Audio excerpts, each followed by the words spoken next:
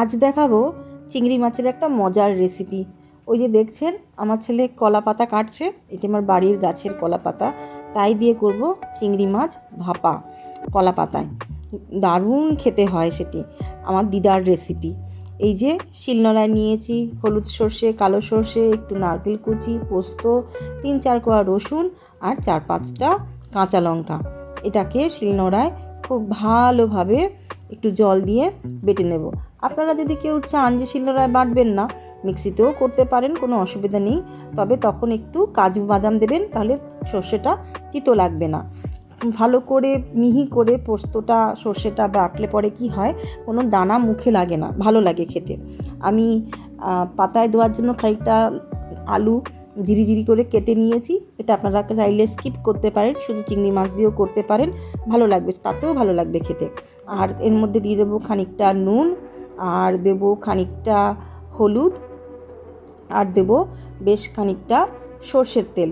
এই রান্নাটা সম্পূর্ণ সর্ষের তেলেই করলে ভালো লাগে। কেউ যদি না চান তাহলে আপনারা সাদা তেলেও করতে পারেন বা রিফাইন তেলও ব্যবহার করতে পারেন, তবে আমি সর্ষের তেলটাই প্রেফার করি সবসময়ের জন্য। আর এতে খানিকটা পোস্ত বাটলাম যেটা সর্ষে দিয়ে, সেটা দিলাম। এবার গ্যাস জ্বালিয়ে তাতে কলা পাতার একটা অংশ আগে দেবেন, একটা শুধু কলা পাতা দেবেন, তার উপরে আর একটা কলা পাতা দিয়ে তাতে মাখানো চিংড়ি মাছটা আস্তে আস্তে করে ঢেলে দেবেন, একটু ছড়িয়ে সাজিয়ে দেবেন। দেবার পরে দেখবেন যে একটা চিরবির করে একটা আওয়াজ হচ্ছে, যাতে কলা পাতার জলটা শুকিয়ে যাচ্ছে।